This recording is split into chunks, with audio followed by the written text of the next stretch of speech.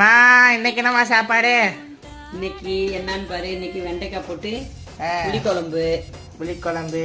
வெண்டைக்காய் போட்டு புளிக்குழம்பு. அடுத்து என்ன உனக்கு வெங்காயம் போடாமல் ஒரு முட்டை.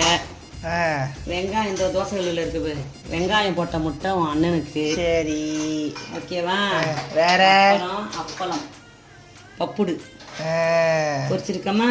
சரி வேற ஏத்த வீட்டிலேருந்து இன்னைக்கு விருந்துன்னு சாப்பாடு வந்துச்சு. அது நெய் சோறு. நெய் சோறு தாளிச்சோறு வந்துச்சா? நெய் சோறு. அடுத்து அதோட தால்ச்சாவும் கொடுத்தாங்க. தால்ச்சா இருக்கேன். அது தால்ச்சா கறி குழம்பு கொடுத்தாங்க. ஆனால் கறி தான் இல்லை.